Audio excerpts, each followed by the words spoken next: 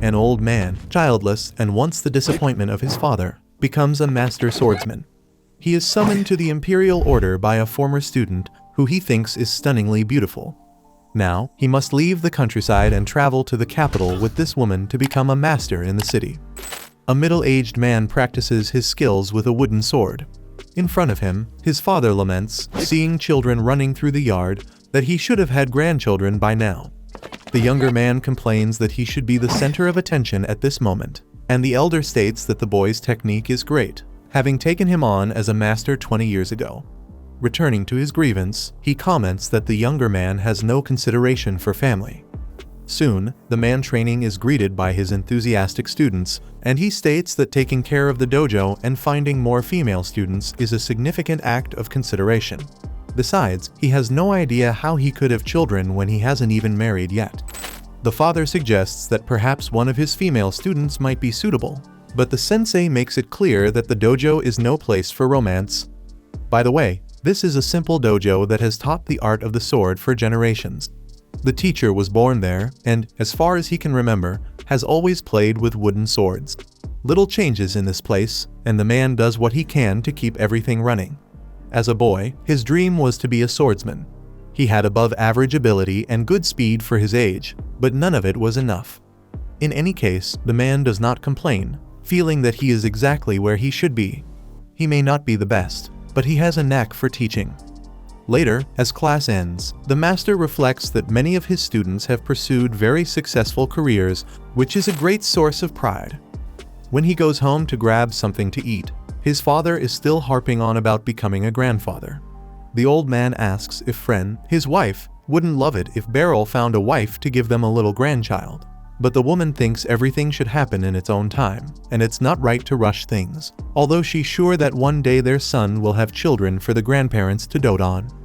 With that, Beryl realizes that his mother is neither siding with his father nor with him. Suddenly, someone knocks at the door. Beryl answers and sees a young woman in armor, mentioning it's been a long time since she last saw her master. Her name is Alucia Citrus. The teacher invites his former student in and serves her tea. His father comments that the girl always sends letters, so he knows she's been promoted to commander of the Royal Order of Knights, meaning Beryl did a great job. By the way, the sensei asks what the young lady is doing there, and she explains that she's also teaching fencing. Therefore, she came to inform him that she recommended Beryl as a special instructor for the order, and the appointment was approved. The sensei thinks it's some kind of prank, but the knight presents the official document for him to sign. Beryl's father warns in advance that his son will die if he doesn't sign that thing, and Alucia corrects that it won't go that far. But really, the trainer will face serious consequences. Anyway, she came by carriage to take Beryl to spend the night in the capital, and tomorrow they can talk more calmly. The man is confused by all this happening so fast, but since the dojo isn't open tomorrow, the father also pushes for his son to go, especially because he might get lucky and take this beautiful young woman as his wife.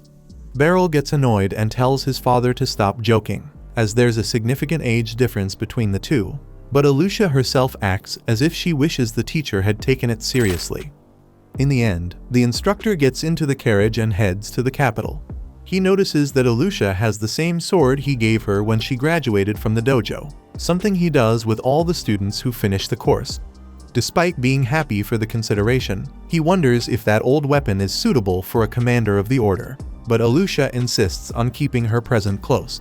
Hearing this, Beryl finds it amusing that she still seems to maintain that childlike idea that the teacher is always better than the student, which makes no sense, especially since he's too old now to be the important instructor she needs. Despite this, the commander is excited about the possibility of a countryside swordmaster finally working in the capital, and is sure her former teacher will do a great job. By the way, she herself thinks she needs to improve to deserve the sensei's consideration. But, taking advantage that he didn't hear this last part, she preferred to leave it at that. Soon, the two arrive in the capital of Baltrain, and Beryl is happy to be back after so many years.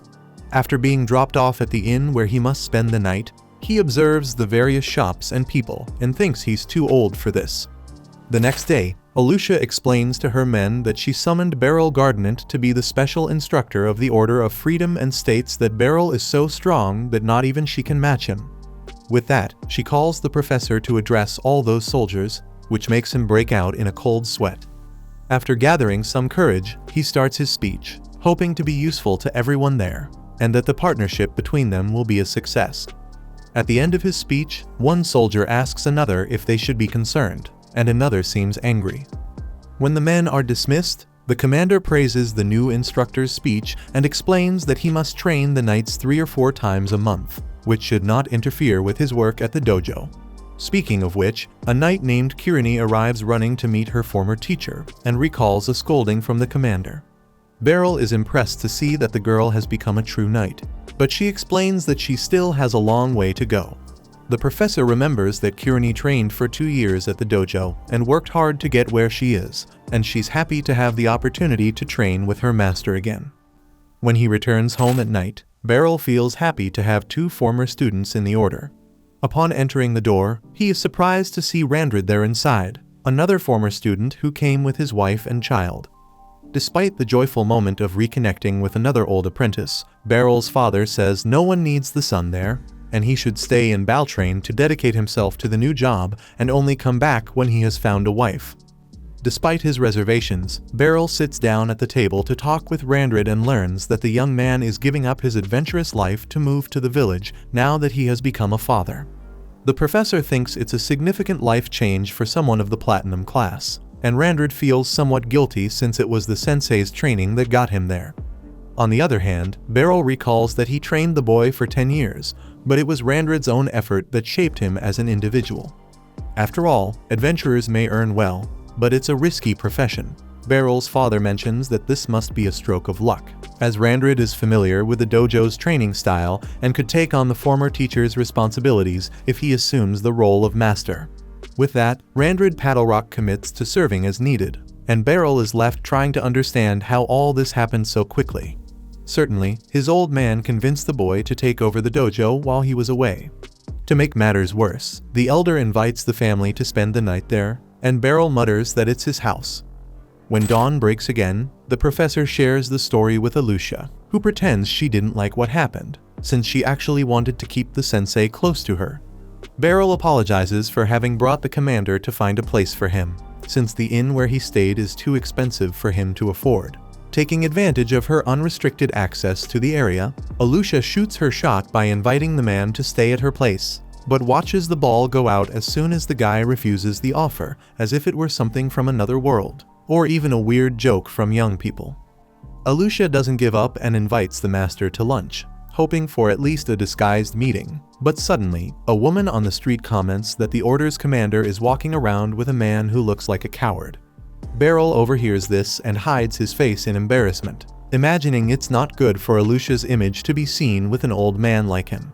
Immediately, Alucia has Lysandra shut down the idle chatter, and they continue walking, but the meddler insists and questions how the commander dares to call just any ordinary guy master. Beryl notices that the woman carries a black class adventurer's plaque, something he has never seen before, until Lysandra finally realizes she's in front of Master Beryl. In turn, the man doesn't recognize the girl, which she expected, since she hasn't seen him in 20 years. Nevertheless, he tries to rekindle the memory of the old teacher by introducing herself as Shurna Lysandra, who was taken in by him when she was very young and received sword lessons. At that moment, Beryl remembers the young Shurna from long ago when he found her lost by the riverbank and took her into his home, besides offering training. After so much time, Shurna reveals that she would love to share the success she's had in life with the professor, but never had the chance. By the way, she questions what Master Beryl is doing walking with Citrus. Then the commander herself flares up to explain that the sensei is now a special instructor of the Order of Freedom, and the two are looking for a place in Baltrain for him to live, not one to back down from a fight. Shurna provokes by responding that it makes sense for the guy to be an instructor, but thinks she could help with lodging much more than the commander, having once been an adventurer's broker. As evening approaches, the two finally find a place for the professor, who thanks both for their help, although he wishes they would respect each other a bit more. Ignoring his words, they walk out the door after saying goodbye. Then Beryl watches the two walking down the street from the window, reflecting that he's no longer of the age to enjoy a move to the big city life, but it's good to have former students looking after him. The following morning, a skilled knight displays all his power by simply breaking his opponent's wooden sword and winning the fight. After the duel, Alucia Citrus announces that Master Gardnet will be responsible for the lessons from then on. Rejecting the new teacher, the powerful knight argues that one needs a certain level of strength to become an instructor of the Order of Freedom, so he needs to prove his capability. Beryl asks who this arrogant man is, and Citrus explains that it's Henblitz Drought, the vice commander of the order. With that, the vice challenges the sensei to a duel, and the superior accepts as a way for the master to show his worth. Thus, even against his will, Beryl steps into the middle of the training room for the confrontation. Around, other knights doubt that this rustic professor can teach them anything, which even Beryl himself doesn't dispute. Drought states that it's very kind of the commander to want to boost the old master's morale, but even kindness can lead to mistakes. Again, even Beryl agrees with this, but promises to do his best not to lose too badly, as it would look really bad for Alucia if he got a brutal beating from this unbearable brat. Finally, the duel begins, and Drought takes the initiative by charging at his opponent and delivering several blows.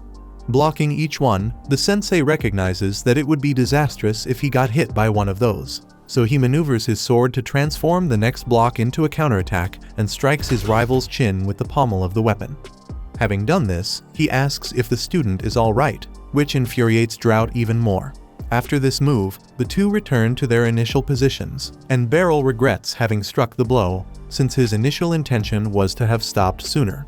In his mind, this is an unforgivable attitude for an instructor. Before the second round, Drought already warns that he won't fall for the next cheap trick, so he charges again with even more force. Defending properly, Beryl knows that the boy is stronger and faster than him, but his movements are very linear, meaning easy to predict. Counting on this, the sensei anticipates the next strike and pushes the opponent away. Drought gets even angrier and prepares his famous move in the order for destroying the opponent's sword. However, after actually attacking, he realizes that Beryl had disappeared from his sight, and, before he knew it, the instructor was behind him with the sword at his back. After the crushing defeat, the student makes a startled face in the face of such incredible skill, but soon yields to the power of the sensei and acts as if he were his #1 fan, shaking the man while begging to learn that amazing technique. Later on, it's actually Drought who organizes the outing and proposes a toast in honor of the teacher's nomination at a tavern. Moreover, he apologizes for his earlier rudeness, but Beryl understands being questioned since he was a stranger who suddenly appeared to train the battalion. After a few drinks, Alucia bluntly tells the deputy commander that she warned him. Beryl Gardnante is formidable and should be respected. Curny comments that the officer really knows how to drink, just like the deputy, but she herself only drinks occasionally and can't keep up with the frenetic pace of these two. Henblitz again emphasizes how impressed he was with the teacher's technique, and Beryl replies that Drought's technique matched his style, but the young man doesn't believe it was just that, because the way the sensei used the last move to his advantage was otherworldly, and the knight would love to know the secret to doing that. Beryl then shares that he simply matched his rotation with that of his opponent. Curny remarks that it sounds easy when put that way, and Alucia agrees it is, but only for the master. Beryl adds that anticipating the next move is also important, and that if Drought had been less rigid, he certainly wouldn't have won. Hearing this great tip, Henblitz states he is eager to work with the new master. Meanwhile, in the village at night, Beryl's father thanks Randrid for his help. The young man responds that nothing makes him happier than helping Master Beryl conquer the world, and the elder stresses that his son deserves better than this village, and Randrid adds that he has seen many things as an adventurer, but has never met a swordsman better than Gardnet. On this, the instructor's father agrees and hopes that his son will reach even greater heights. A week later, Master Gardnet was leading another training day. Early in an exercise, he humbly interrupted a pair practicing to advise one of them to adjust their distance from the opponent. When the soldier didn't quite understand, the instructor stepped in to demonstrate. If the opponent focuses on your sword, they won't notice you changing the distance. Although it might seem trivial, it's worth remembering that even half a step could determine whether you survive a real conflict. After he finished teaching, Beryl noticed that everyone was paying attention, as if he had just reinvented the wheel, despite it being such a basic concept. After the training, Henblitz followed the tutor and handed him a towel to wipe the sweat from his face. As he did so, Beryl reflected that their eagerness to listen might stem from the recent duel with that soldier, since Drought is highly regarded among his peers. Kiruni arrived shortly after and asked if the sensei was free that afternoon to show him around the capital, given that he was from the countryside and might be lost in the big city. Since the girl mentioned it, Beryl thought it a good idea to take a tour and get to know the area, and the girl was excited to guide the teacher. At that moment, he reflected that he was doing well so far as an instructor, at least for now. Meanwhile, at a meeting with the High Command, the battalion commander was informed that the Order of Freedom's plans for the period had been approved, and she was to submit her budget to accounting. Changing the subject, they inquired whether the instructor was meeting expectations, and Alucia Citrus confessed that he had even exceeded them. After the meeting, the officer pondered that one could indeed become a commander if they aspired to master the sword, as the profession consumed much of one's time. Anyway, she couldn't leave her master where he was. This reminded Alucia of when she first met Beryl Gardnet. Her family had moved to a neighboring town where Beryl's dojo was located, after hearing glowing recommendations about the local instructor. Her parents thought it was a good time for their daughter to learn self-defense, especially since the order didn't closely monitor the rural areas, so knowing how to defend oneself was always a great option. At her mother's request, young Alucia greeted the new sensei, who responded with such kindness that it left a lasting impression on the little girl. Soon after, the child began her training with basic moves, and Beryl explained each detail with great patience and care. He trained the girl's movements to be more efficient, in a rigorous routine that was all new to Alucia. For a year and a half, her training focused on these fundamentals and kata practice. Young Citrus never tired of this routine and felt increasingly strong. Gradually, the sword became comfortable in her hands, but best of all was the sensei praising even her small achievements, which made the student very happy. One day, during an exercise in the dojo, Alucia wondered why Randrid was taking so long. After interrupting the training with this student, Beryl announced it was time to practice attack moves, and the girl was excited by the opportunity. However, as she faced the teacher in a battle stance, the apprentice simply felt there was no opening to strike. She pondered for a while, but decided to try her luck with a strike. Effortlessly, Beryl dodged the girl's sword and subdued her within the first minute of the fight. Despite this, the sensei praised her instinct, believing she had acted at the right moment rather than attacking randomly. Today, Alucia understands what he meant, but at the time, she thought all fencing instructors knew how to do what her teacher did. On another day, Beryl took his students to a friendly competition at another dojo, where they would duel with no contact and no strikes above the neck. Randrid started a fight against a local student and won with the first counterattack after the opponent struck recklessly. The next representative from Beryl's dojo was Alucia Citrus, who, as soon as she took her battle stance, noticed her opponent had more gaps to attack than the defense of a poorly performing sports team. The rival tried to hit the girl any way he could, and she dodged effortlessly. The boy managed to unbalance her with one move, but she easily defeated him on her first attack. After this exercise, on the way back, Beryl emphasized the importance of practicing against different styles, so Alucia asked if their dojo was as strong as it seemed because they had won their duels hands down, and Beryl had even won the competition against their master.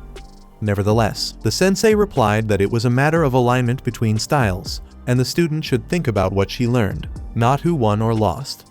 Hearing this lesson, Alucia remembered that she had forgotten something at the dojo and ran back to retrieve it. Upon arriving, she was surprised by a group of local students who surrounded the girl with unfriendly faces, deliberately holding the item she had lost. When she tried to take it from the boy, he threw her hair accessory to the ground and told her to pick it up, claiming that their fight was just a silly simulation and didn't mean she had won or anything. After all, none of them would ever lose to a mere country girl.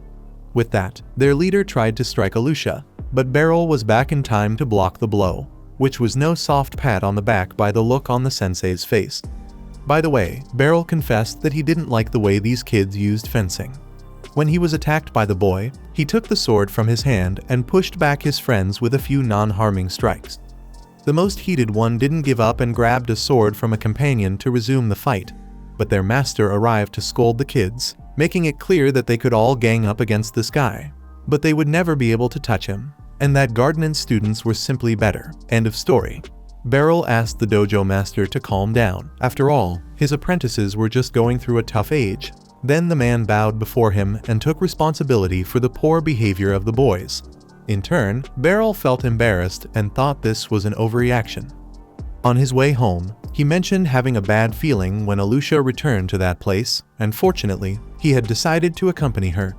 Nevertheless, the student felt guilty for her teacher getting hurt, so he took responsibility for letting her go back alone. Instead of scolding her, he apologized for being careless and putting her in danger. Alusha began to cry, so Beryl invited her to grab some food to ease the situation. The child might not have said it at the time, but the real reason she cried that day wasn't out of fear or sadness. It was because she realized that when emotions take over, tears are hard to hold back. Some time later, teacher and student faced each other in another simulated duel. Beryl Gardner took a deep breath and initiated the fight, but it was Alusha who took the final step, managing for the first time to subdue her master by maneuvering around his sword and rendering him. It was on that day the sensei handed over her personal sword, feeling she was ready, although she thought otherwise. However, Beryl was convinced he had nothing left to teach her. Alusha thought her master was so humble that he truly believed what he said, but she was sure she was still far from being like him. Regardless, the girl accepted his decision and took her sword.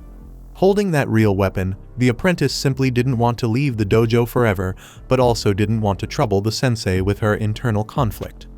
After leaving her nest and spreading her wings, Citrus decided to prove that her master's skills were unmatched. When she tested to join the order, the vague feeling she had became a certainty. Alusha easily passed her trials, and neither the other candidates nor the order's examining board matched her master's speed, and the young swordswoman joined the institution with top marks, further solidifying her belief. The quality of vision and reaction speed she had learned were unparalleled within the academy, and this mastery convinced her that it would be a waste to leave the man who taught her everything behind in the countryside, away from a responsibility that could elevate him to a level worthy of his talent. Alusha quickly rose to the rank of commander and achieved much, and when she gained the authority to hire an instructor, it had been years since she had left the dojo. But her master remained the same as ever, or rather, he had even improved, aging like fine wine. Some might think the woman is exaggerating, but she wanted to prove that her teacher deserved recognition. Thus, she took it upon herself to undertake this mission. Back in the present, Alusha returns to her men, then asks Henblitz how today's training went. He reports that Beryl never ceases to amaze the guys with his technique, but that the teacher had gone out to explore the capital with Kirani. Alusha feels a pang of jealousy, as she had intended to do the same for a real date. But since her subordinate didn't hear what she said, the commander decides to let it go. Speaking of those two, Beryl is impressed by the size of the city's market, as it is much different from the village he comes from. Kirani suggests that he should visit the West District, but the master thought the North District had more tourist spots like the palace and the church. However, the girl explains that only country folk like those things, so Beryl realizes that he really is just a country bumpkin lost in the big city. Suddenly, the two are approached by another former student of the professor in the market. Kirani instantly recognizes Feis and greets her friend enthusiastically. Honestly, Beryl doesn't remember who she is, so the girl pretends she's going to cry with the harsh reality, and shows her farewell sword to jog his memory. Well, this proves that this person completed training at his dojo, so Beryl racks his brain and finally remembers he's facing Faisal, noting that he didn't recognize her because she has changed so much. Feis shares that she has grown a lot in the 5 years since leaving the dojo, and the sensei questions whether she really trained in the last 2 years with Kirani. Kirani joyfully shares that her friend is now the star of the magic corps, which confuses the former teacher, since he teaches swordsmanship. Speaking of which, Feis mentions she came to buy some magical accessories like this fire ring. Kirani comments that even a beginner can cast spells with it, as long as they have the money to pay, of course. However, Feis lights a big flame on one finger and makes it clear she doesn't rely on that to do what she does best. Beryl is surprised and comments that the girl really turned into a witch, and she proudly replies that she dedicated a lot to achieve this. Few people become witches, meaning it's indeed a great challenge. The professor reflects that it's a pity his former student abandoned swordsmanship, but he's proud she reached where she did. Suddenly, an ugly creature steals a bag from an old lady in the market and dashes away, Beryl and Kearney rush to stop the thief, but Faisal asks to handle the situation and casts a spell from her sword that ties the thief's legs like a rope, immobilizing him. Beryl is impressed once again with the witch's trick, and she explains that she simply put magic in the sword and let her talent do the talking, meaning what she learned in the dojo is still useful to her. Definitely. This fills the master with even more pride, as he feels his work was not in vain with this former apprentice. In the early hours of the following day, Gardnet goes out for a walk before sunrise, a habit he cherishes, especially since he needs to stop being an old country bumpkin and mingle with the city folk. Therefore, he decides to head to the commercial area in the West District, as he promised he would take Feist and Kearney out to eat and needs to find a nice place. Out of nowhere, a very short girl does everything to catch the man's attention, who thinks she's a lost child. This offends the girl, who introduces herself as Lucy Diamond, commander of the Magic Corps of the Liberus Kingdom. Beryl thinks the little girl is delusional and responds that the local kids have some strange games, so Lucy tires of being treated like a child and summons flames in her hand to prove she's not born yesterday. Convinced, she emphasizes that walking is even more fun with company, hinting for him to accept her presence on this pleasant early morning. Thus, the two continue their walk, and Lucy shares that she learned from Feist that her master was in Baltrain. She also emphasizes that her colleague's magic is very good, but she also possesses excellent sword technique, so she believes the teacher made a difference there. Beryl asks if the young lady would like to learn something similar, and Lucy corrects him that she is older than the man to be treated as a child. In any case, she leads him to a sort of arena on a vacant lot where a building once stood. She then tells him that she loves magic so much that she trains every single day to become stronger, and now it's time to test what she has learned so far. Beryl agrees that it's important to assess where we are in our learning, but he didn't expect that he would be the scapegoat. Moreover, he finds out when he dodges a fire spell from the commander, who attacked without warning. With a smile on her face, she praises her opponent's reflexes and displays a circle of flames around her body to show she is not joking. Seeing no way out, the swordsman unsheathes his weapon and positions himself for the confrontation. Ironically, after attacking, she asks if the guy is ready, and he admits he's not, but he needs to protect himself anyway. Lucy reminds him that it's important to see how much they've evolved, and that she's a good opponent for that, but it's Beryl who doesn't think he's a good adversary for someone to test their powers. On that note, Lucy gathers all the flames into a single ball and hurls it at the swordsman, deciding to settle the matter herself. With a not-so-agile leap, the seasoned teacher dodges, becoming barbecue. The mage continues to hurl fire after fire at her target, always with a smile on her face. After feeling the heat increasingly throbbing around his body, Beryl now needs to prepare for a new challenge. Lucy Diamond has just conjured ice spheres to throw. Nonetheless, displaying all his brilliance, the sensei masterfully cuts through the frozen projectiles, and Lucy acknowledges the guy is strong. When she resumes conjuring flames, Beryl charges at her, but keeps in mind that he can't hurt the girl. So, all that's left is to knock her out. The professor tries to hit the opponent with the hilt of his sword, but she wraps her body in an incredible chain of fire and retaliates with a rain of flames, proving even more challenging for the adversary. This time, the threat comes from above and at a dizzying pace, severely hindering Beryl's chance to protect himself effectively. Mockingly, Lucy asks if her colleague has ever faced a witch before, and he confesses it's his first time. In his opinion, swordsman and witch is the worst combination possible. Then, escaping the rain, Beryl sees a huge ice sphere being thrown at his head.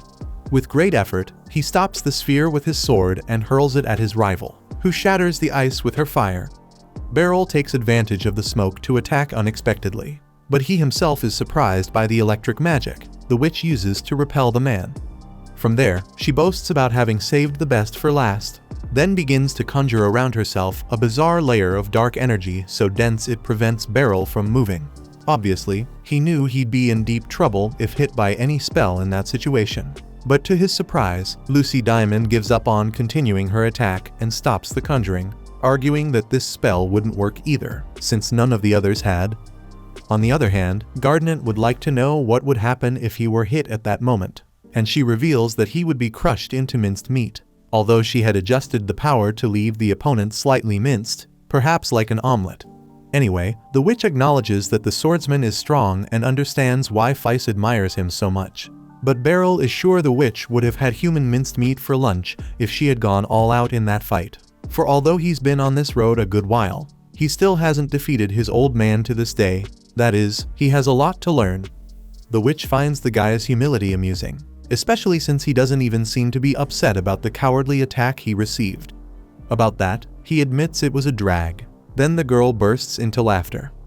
Beryl reflects that it's impossible to be angry at someone like that, and Lucy invites her colleague to drop by the Magic Institute any day. Besides, she'd like to learn the spells she learned from the sensei, but he dismisses this possibility right away. The next day, after giving his training, Beryl is surprised by the presence of Faisal, who came to deliver some potions to the order, as the Corps of Magic typically sells such items to this organization.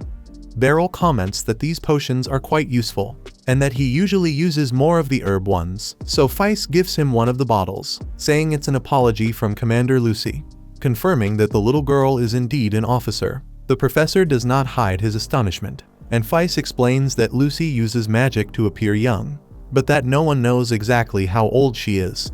The man takes the opportunity to comment on the fight the two had and admits he almost turned into minced meat. And the girl replies that Diamond is indeed a prodigy, since normal witches don't cast spells in sequence, but she can. With that, Alucia Citrus approaches and thanks Feis for the delivery of the potions, then the mage withdraws to finish the job. Soon, Alucia asks the professor for a minute of his time to make a proposal to him. Joined with Suriana Lysandra, they invite the professional to train new adventurers on a request documented by the leader of the adventurers group. In this service, Beryl Gardnant must assess the abilities of these students before the first attack on the dungeon, as well as train them for emergencies. Beryl remembers that he himself was quite interested in the career of an adventurer, because depending on what you find in those labyrinths, you can indeed make good money, so he threw himself wholeheartedly into that field. Thinking to himself, he also remembers getting thrashed by a monster and running back home. Therefore, he argues that dungeons are dangerous. Lysandra assures him that the people will be fine if trained by him, and Alucia confesses she is not at all pleased with Lysandra's invitation, but understands it's a good way for the professor to train his skills. Although the two think alike, Beryl notices they seem to have a feud and doesn't understand the reason for it. In the end, Alucia asks that the tutor at least hear what the leader has to say, as the order gives complete freedom to special instructors, so the choice is entirely up to Beryl. Following that, Lysandra takes Beryl to a meeting with the boss, and there was Lucy Diamond for some reason, feeling completely at home and having a nice little tea. Lysandra explains that the commander of the Corps of Magic knows the leader of the adventurers group well, while the leader himself introduces himself as Nidus, who believes his organization is in good hands, since the instructor before him has the support of Lysandra and the twin swords of the dragon. Lucy comments that she also spoke highly of the professor to Nidus, and Beryl concludes that no one cares about his opinion there, it seems. Next, the group leader introduces Majin, his assistant, who will be responsible for providing all the details Gardnant needs to know for the job. Before that, Majin wants to confirm one thing. He knows that Gardnant has the support of the commander and a black class, but he believes that having an amateur participate in an attack is not wise. Embarrassed and relieved, Beryl sips his tea and celebrates the emergence of this hero to free him from this burden. Outraged, Lysandra accuses the assistant of disrespecting the master, while Lucy questions whether the man does not trust her word. Majin replies that the adventurers group is responsible for all decisions made and that there have been reports of unusual monster activity recently. Therefore, it is important that the candidate proves his worth for this difficult job by dueling with Lysandra and the twin dragon swords. Beryl is shocked, although everyone else present thinks it's a great idea. Nidus asks if the sensei is willing to undergo this ordeal, and he awkwardly agrees. Thus, the leader of the adventurers group drags the master to the training field at the headquarters, where the organization's members are surprised to witness a battle between the famous Lysandra and a middle-aged man they do not know. Already regretting being there, Beryl reflects that this woman is a black class adventurer. In turn, the girl seems very pleased to finally challenge her master, something she had been looking forward to for a long time. This brings the adventurer back to a memory from her childhood when she was riding in a carriage filled with goods that would earn money for 76 months if sold in that region they were heading to. The girl's parents understood that the life of a merchant was very difficult, but they had faith that they could provide a decent life for their daughter. Suddenly, their carriage is attacked by a ferocious creature that tears apart the coachman. Shurna, Lysandra's mother, urges the girl to run away through the back to escape the beast, but the monster overturns the carriage and causes Shurna to fall from a cliff into a river below with a very strong current. Sometime later, the child woke up and saw for the first time the man who would become her master, Beryl Gardnet. She was rescued and taken in by him at his home, where Beryl cared for the girl so she could recover. At one point, when he asked what had happened, the trauma trigger of the little girl was activated, and she lost control of herself, as if the mere chance of remembering the event caused her physical pain. At that time, Beryl still lived with his parents, and while everyone wondered what happened to the girl's relatives, Beryl asked the homeowners to let him take care of Shurna until she found a new home. Day after day, Shurna was apathetic, irritable, and spoke little, but people showed patience with her and kept her under their care. One day, Shurna opened the window of her room and saw Beryl training with a wooden sword. Seeing that the child was interested, the man encourages her to try, and this experiment soon became a habit in the girl's routine, who grew up alongside the one who would become her master in the art of the sword. Together, the two practiced and developed in each other's company, and this blossoming relationship was the most important factor for Shurna to regain confidence in her life. After some time training only at home, the little girl got the opportunity to attend the dojo, and since then her life changed when she wore that uniform and felt she belonged to that universe as one of Beryl's official apprentices. Always kind and respectful, the sensei praised the student's speed and believed that one day she would do well with the twin swords. As days passed, Beryl and his parents found a new family for Shurna, but they made it clear when she left that their doors would always be open for her to visit. Moved, the girl thanked her master for everything he had done and left in tears with her new family. In fact, Shurna Lysandra wanted to have stayed at the dojo forever, but she thought it would be selfish to ask for more than she had already received there. 20 years after leaving Beryl's home, Lysandra quickly rose in rank in the adventurers group and reached the gold class at a young age. When asked why she became an adventurer, she said she wanted to see the world with her own eyes. On a particular day of her life, the carriage she was protecting was attacked by a group of bandits, who, according to her escort companion, were led by a notable swordsman from that region. Nevertheless, without a second thought, Lysandra charged at the bandits and defeated them all with ease using her twin swords. Indeed, she did not become an adventurer just for the reasons she mentioned earlier. In addition, her desire was that as few people as possible go through what she went through, in addition to the mission of putting into action everything she learned from her master. Now, facing the man who gave her a new life, Shurna Lysandra greets the sensei in the same way she used to do when she was a child, and he smiles seeing that she remembers how they used to do it. Whether or not she was his student, the teacher thinks the best way to show respect to her is by providing a worthy confrontation.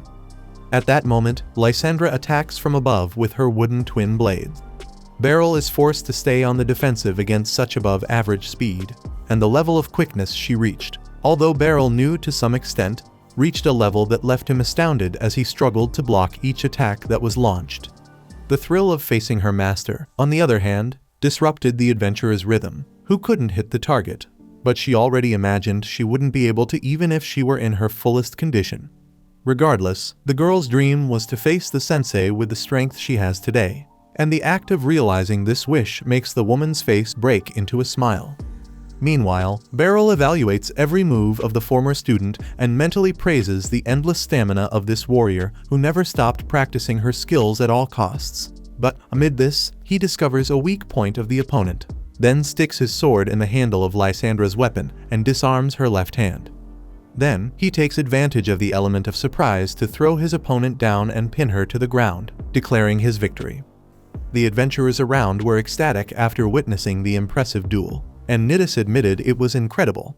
Lysandra, as always, praised her master's strength, though he acknowledged that he would have lost if the fight had lasted another 10 seconds. He realized that the girl hadn't fully mastered her left hand yet, and she admitted she needed to practice making it as powerful as her dominant hand. Lucy arrived, laughing at the sight of the instructor giving advice to an advanced class, while Majin apologized for doubting Gardnet. Humble as usual, Beryl thought these things happen, as Nidus entrusted the novice adventurer's training to the master swordsman. Thus, Beryl regretted not being able to refuse the offer in the end. The next day, Lysandra introduced his first apprentices. The young man in the middle was named Porta, the girl was called Nidri, and the boy on the left was Sarlicat.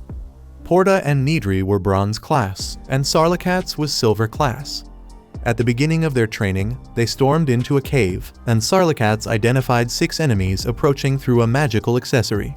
Without delay, 3 goblins ambushed to catch the humans off guard, but the young fighters easily defeated them. Beryl thought these guys didn't even need him, given the way they fought. Hours later, the dungeon had been completely scoured, and its monsters eliminated. On their way out, Beryl commended the apprentices' performance, as did Lysandra, but the advanced class found it strange that they had encountered so few enemies, as it was usual to find many more. Suddenly, Sarlicat's magical accessory broke, and out of nowhere, a winged creature struck Porta with its claws. Faced with what seemed to be a griffin, Shurna had no doubts. It was a specially designated target, known as Xenograble, likely the reason there were no more monsters around. Immediately, Beryl thinks about the luck he had to come face to face with such a monster when he didn't even want to be part of this mess. He asks Shurna if she has any potions, and she confirms she has 2 magical ones. With that, the professor considers helping Porta while his former student fights the griffin. But Shurna misunderstands the plan completely and runs to save her companion, leaving the swordsman in a one-on-one battle against Xenograble. Soon, a fight breaks out between the two, and despite his advanced age, Beryl manages to tank the enemy with ease. However, even though he strikes the beast with his sword, its armor is so tough it seems like steel. On the other hand, the human knows he would be headed for his coffin if he took even a single blow. Meanwhile, Shurna Lysandra rushes with Porta into the dungeon, and Beryl knows he needs to buy more time, but ends up taking a hit that, although blocked with his weapon, is strong enough to throw him several meters and open a considerable wound on his left arm. Not letting this defeat him, he assesses that the creature's weak point must surely be its face, so he tries to get as close as possible. However, just as he moves a few steps closer, he almost becomes a barbecue when the opponent shoots a fireball from its beak. Beryl still tries to take advantage of the proximity to strike the griffin, but the monster manages to escape and retaliate with a tail swipe. In turn, the master swordsman shows why he was called to the Royal Order of Knights and manages to cut off Xenograble's tail while shielding himself with the sword. Faced with the severe damage it suffered, the creature enters a state of rage and breathes fire from its beak on a much larger scale than before, forcing Beryl Gardnet to flee with difficulty. Following this, Beryl takes a headbutt he cannot dodge. Then he is dragged into the forest by that brutish bird, which worsens the situation by taking flight with a man on its back. Once he had managed to free himself from the beast's head by circling its body. From that moment on, Gardnet was flying at an unreal height, which would be certain death should he fall. Nevertheless, with great patience and resilience, the man manages to hold on to the monster's feathers until he is set back on the ground. Still enraged, the Xenograble shows another of its tricks by letting out a roar that turns all the ground around into lava, including where Beryl was standing. By protecting himself by jumping onto a nearby rock, the sensei notices the lava spreading to the inside of the dungeon, where his companion is with the injured student and others. Inside, Nidri and Sarlicats try to pull Porta to a safe spot, but the lava had already reached the ceiling of the cave and threatened to turn the adventurers into ashes. Hearing Nidri scream, Beryl realizes he has no more time to waste on this game, so he faces the lava-covered surface with the lightest step he can sustain and tries to deliver a fatal blow to the bird's face. However, the attacks he suffered induce a total frenzy state in Xenograble, which responds with a frightening amount of fireballs that take over the battlefield. In a masterstroke, Beryl patiently dodges each shot and maneuvers around the lava to get back near the griffin. Then, he achieves the exact distance needed to plunge his sword into the enemy's eye, causing irreparable damage. On the other hand, the bird exacts a toll by breaking the human's blade and leaving him unarmed in this conflict. At that moment, Shurna Lysandra finally returns with a surprise leap from behind Xenograble and sinks her twin blades into the back of the monster, ending the tough battle. Having done this, Shurna claims that they were able to defeat the beast thanks to the master's efforts, although he disagrees. Therefore, the warrior acknowledges that she arrived late and gave the griffin rune to destroy the sensei's sword, but Beryl only cares about how Porta is doing. The officer assures him that he will be okay, and Beryl sees this with his own eyes when the three young adventurers emerge alive from the labyrinth, although Porta was unconscious. Shurna remarks to the former professor that this situation reminded her of the old days, and the girl's phrase made the man remember a scene that made him agree. Later, Lysandra returns to the guild's headquarters and impresses Nidus, who can hardly believe that they were capable of taking down a specially designated target, especially while protecting 3 recruits at the same time. In turn, Shurna certainly gives due credit to the sensei, for none of this would have been possible without him. According to her, without the professor's presence, everyone would have met their maker much sooner. Nidus doesn't even know how to thank for this, and Majin could expect nothing less from someone who overcame a black-class adventurer. Indeed, the guild leader was about to extend a definitive invitation for the master to join the organization, but Gardnet preemptively declines before the guy could finish his sentence. After the meeting, Shurna comments that Beryl could never be just an adventurer. The man thinks these people overestimate him too much, while the woman bows and apologizes. After all, this happened because she hyped up the sensei too much. Beryl replies that it's not her fault, although this flattery really is a point. But Shurna emphasizes that, indeed, the master is extremely strong, and she is genuinely grateful that he gave her the opportunity to join him in this life or death fight. Beryl thanks her for the same thing, as the girls' decisions were so right that they were responsible for bringing back alive those who went on the mission, and he is happy to see the girl growing so much. Moved, Shurna Lysandra recalls special moments with her eternal master, and this makes her start a speech about the two going back in time one day. But, noticing that she might be overstepping, decides to stop her speech and change the subject. Finally, after all this adventure alongside Lysandra, Beryl Gardnet now finds himself alongside another old apprentice, Kirini, who is taking the rustic man to one of the city's blacksmiths. Still, Beryl swore that Alusha had more to do, so he doesn't understand why she is accompanying this outing. To keep up with the conversation, the commander emphasizes that choosing a good sword is of utmost urgency, and argues that her duty as an officer of the order is to accompany the professor on this significant journey. Beryl tries to hide his embarrassment, while Alusha talks to herself about how Lysandra had taken the task of finding lodging, and Kirini had now stolen the trip to the blacksmith, so she needs to find some way to help with something. Beryl asks if the girl said something, but she deflects. To avoid the awkward atmosphere, the master asks what this blacksmith Kirini is taking him to is like, and she replies that it's best if he just waits and sees for himself. Upon arrival, the professional greets the clients with a warm welcome, and Gardnet recognizes that voice from somewhere.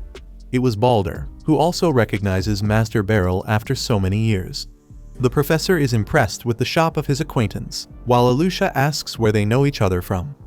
Beryl introduces the man as Balder Gasp, another former student of the sensei. Of all the students he taught, Balder was the only one older than the professor himself. Wanting to produce great swords, he thought it would be good to join the dojo to feel what it was like to use one.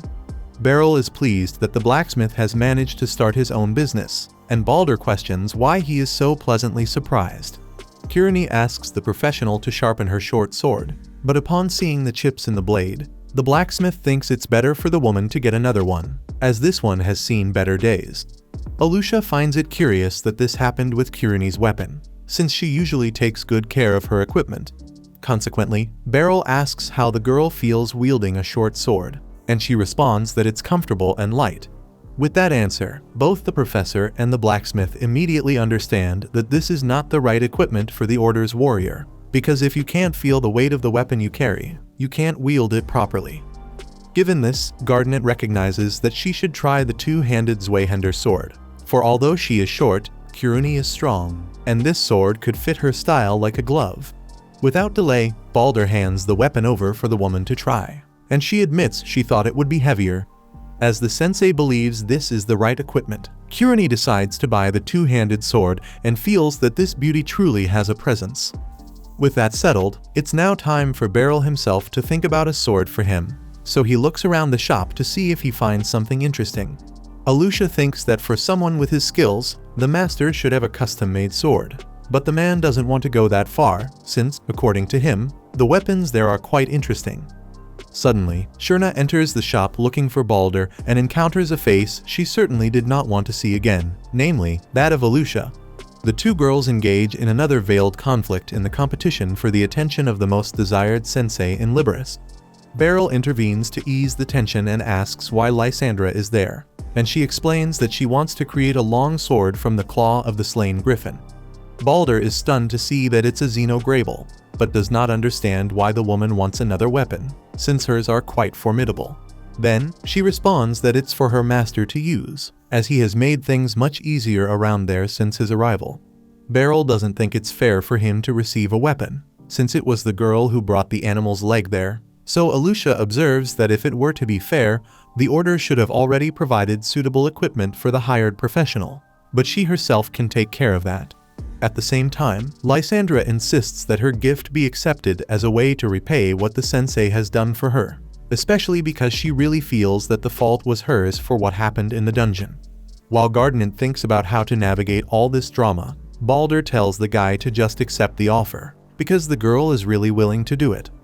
Thus, Beryl thanks the former student for her kindness and accepts her goodwill, delighting Shurna and, consequently, saddening Alusha. As he lays hands on the material from a named monster, the blacksmith looks like a child with a new toy and can hardly wait to start working with it. Despite his excitement, Beryl makes it clear that he just wants a regular sword, and Balder responds that he doesn't plan on doing anything crazy, even though his expression says otherwise. Because of all this talk from Gasp, the swordsman thought the guy felt sorry for Shurna's goodwill, but the truth is that he just wanted to get his hands on that rare material. Finally, Balder asks for a week to manufacture the weapon, and Beryl thinks he has escaped responsibilities for today, but Kirini had other plans for the poor guy. After all, since it was he who recommended the two-handed sword, it would be a good idea for him to pass on some tips on how to use it best. Thus, he takes the woman to the training area and explains that the Zweihänder has two distinct features. The first is that when you strike, you should swing it from side to side, taking advantage of the centrifugal force of the movement, which is a gravitational impulse that gives an effect like a whip at the end of the move, which is much more effective than striking vertically. The second thing is that you can use the ricasso of this weapon as support, which is the part of the blade that is not sharp. In this way, you shift the center of gravity and facilitate handling. Wielding a wooden replica of the Zweihänder, Kirini tries some blows but loses balance. Beryl explains that she must use her hips, not just her arms. Then she follows the advice and manages to improve her movements.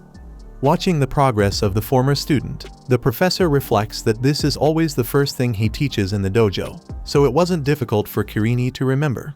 In fact, this scene makes him recall when the girl was still a child. After the day's training, as night falls, Beryl heads to the tavern to unwind from the day's stress. After all, no one's made of iron. But truthfully, he isn't there just because of the hard day's work. He's actually celebrating the success of his beloved students. After leaving payment for the drinks on the table, the swordsman exits the establishment, and, as he makes his way back to the lodging, he ponders the streets, reflecting on how Kirini is a talented and sweet girl, and that, if she can just refine her sword handling, she'll surely make good use of the Zweihänder. Midway, a hooded girl tries to swipe something from the man, but he notices just in time and grabs her hand. In response, the girl conjures a fireball so vast that it forces Beryl to step back, giving her room to escape. As Gardner stands still, puzzled by this sudden use of magic, she easily eludes him and reaches a secluded wooden door. Inside, she throws some objects and coins onto a table where men were playing some dice game. According to her, this was the day's haul, but since it was meager, one of the men accuses her of being lazy with her duties. However, another man asserts that Mui would never do such a thing, as she needs to earn her living from it. Ignoring the comments, Mui realizes she accidentally dropped her necklace during the theft from Beryl. Back at the scene of the crime, the sensei picks up the fallen necklace and examines it carefully. Check out these videos appearing on your screen and subscribe so you don't miss the next part.